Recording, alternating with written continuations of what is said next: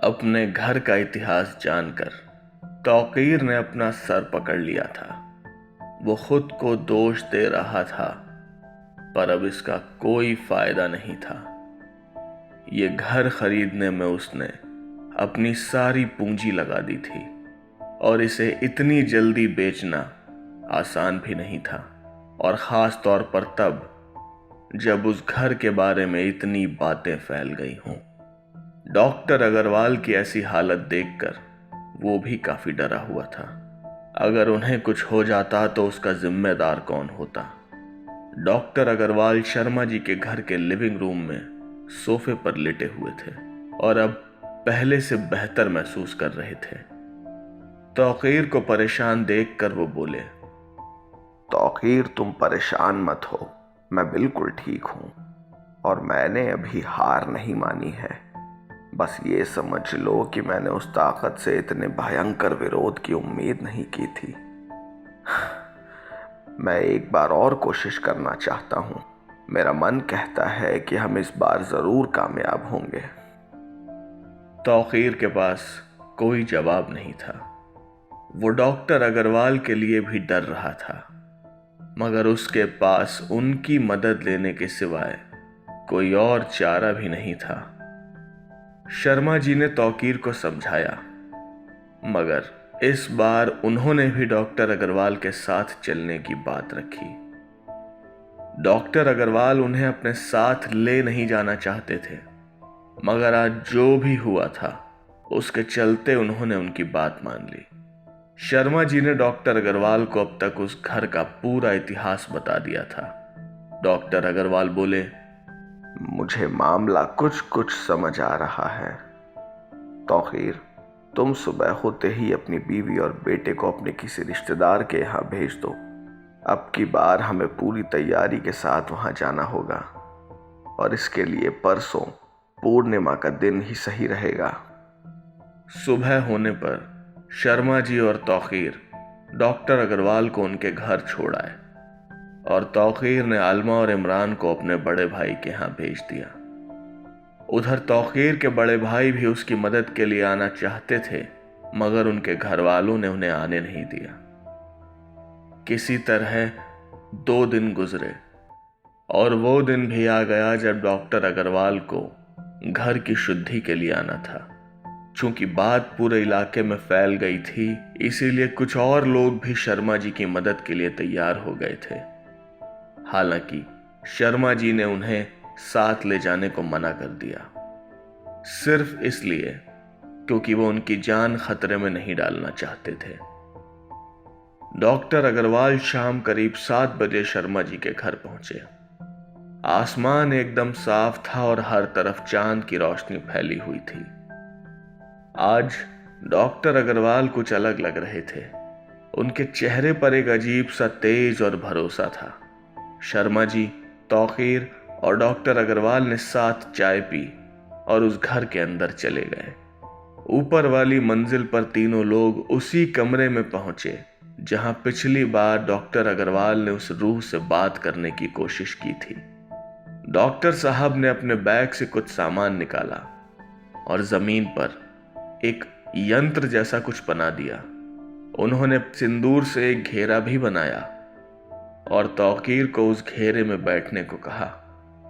तौकीर और शर्मा जी ने यह सब पहली बार देखा था और वो बड़े ध्यान से डॉक्टर अग्रवाल को वो सब करते हुए देख रहे थे।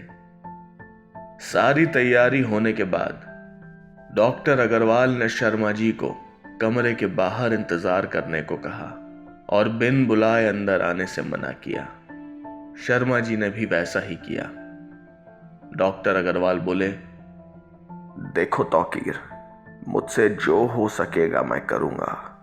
तुम बस भगवान पे भरोसा रखो और चाहे तुम्हें कुछ भी दिखाई या सुनाई दे, इस घेरे से बाहर मत निकलना। उन्होंने शिव तांडव स्तोत्रम का पाठ करना शुरू किया। जटाटवी कलज्जल प्रवाह पावित स्थले कलेवलम विलंबितांबुजंग तुंडमालिका टमट्टमट्टमट्टमट्टमट्टमट्टवर्वयं चकार चंड तांडवं तनोतु नः शिवं शिवं जटाकटा हसभ्रमं भ्रमन्निलिम्प निर्जरी विलोल वीचवल्लरी विराजमान मूर्धनि तगद तगद तगज्ज्वल ललाट पट्टपावके किशोर चंद्रशेखरे रति प्रतिक्षण मम धराधरेन्द्र नंदिनी विलास बंधु बंधुर स्फुरद दिगंत संतति प्रमोदमान मानसे कृपा कटाक्ष धोरणी निरुद्ध दुर्धरापदी क्वचित दिगंबरे मनो विनोद में तु वस्तुनि। उन्हें जाप करते अभी कुछ ही पल हुए थे कि कमरे का माहौल बदलने लगा। वहां पता नहीं कहां से जोर जोर से हवा चलने लगी और सारी मोमबत्तियां एक ही झटके में बुझ गईं। मगर डॉक्टर अग्रवाल आंखें बंद करके लगातार जाप करते ही जा रहे थे। तौकीर डरा सहमा हुआ सा यह सब देख रहा था कि तभी डॉक्टर अग्रवाल एकदम से उछल कर पीछे जा गिरे, मानो किसी ने उन्हें उछाल कर फेंक दिया हो। तौकीर उनकी मदद करने के लिए अपनी जगह पर खड़ा हुआ ही था कि डॉक्टर अग्रवाल ने उसे इशारा करके घेरे से बाहर निकलने को मना किया। उन्हें कोई खास चोट नहीं आई थी। वो उठे और संभल कर वापस मंत्रोच्चार करने लगे। जटाभुजंग पिंगल स्फुरत फड़ा मणिप्रभा कदम्ब कुंकुम द्रव प्रलिप्त दिग्व्य धूमुखे मदांधि सिंधु रस्फुरत गुत्तरीय मेदुरे मनोविनोद अद्भुतम विभूत भूत भर्तरी सहस्त्र लोचन प्रभत्त शेषलेख शेखर प्रसून धूलि धोरणी विदूषणा ग्रपीठ भुजंग राजमालया निबद्ध जाट जूटका श्रिय चिराय जायताम चकोर बंधु शेखरा। तभी फिर से उनके शरीर पर एक झटका सा लगा और वो बेहोश हो गए। तौकीर तो जैसे जमा हुआ सा घेरे के अंदर बैठा था। उसकी हिम्मत उठकर डॉक्टर अग्रवाल को संभालने की भी नहीं थी। अचानक ही डॉक्टर अग्रवाल को होश आया और वो उठकर पालथी मारकर बैठ गए। वो बिल्कुल भी हिलडुल नहीं रहे थे और उन्होंने अब मंत्रोच्चार भी बंद कर दिया था। डॉक्टर साहब का व्यवहार थोड़ा अजीब लग रहा था। उनकी सांस फूल रही थी मगर उनके चेहरे पर कोई शिकन नहीं थी। वो बस सर झुका कर बैठे थे। तौकीर थोड़ा झुक कर उन्हें देखने की कोशिश करने लगा। तभी डॉक्टर अग्रवाल उठे और जोर से चीखे।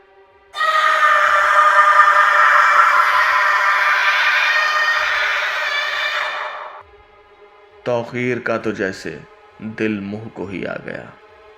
मगर डॉक्टर अग्रवाल तो कुछ और ही बन चुके थे। इस घर से चले जाओ, यहाँ मेरे और मेरे बच्चे के सिवा कोई और नहीं रह सकता।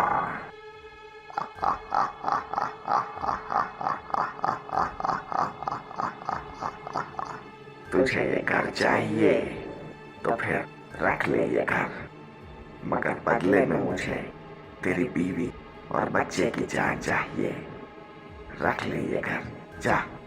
मैं और मेरा बच्चा इस घर में जीते जी नहीं रह पाए और अब यहाँ कोई और नहीं रह पाएगा। घर चाहिए तुझे, रख ले घर, जा।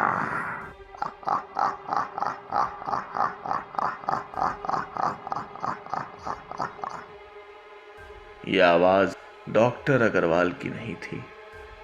तौकीर बहुत कुछ कहना चाहता था पर उसके तो बस आंसू ही निकल रहे थे। वो बस रोता रहा।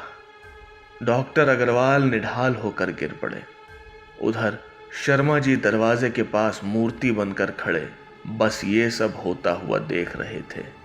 करीब 2-3 मिनट बाद ही वो जैसे नींद से जागे और बहुत संभल कर उनके पास पहुंचे तो डॉक्टर अग्रवाल बेहोश पड़े हुए थे।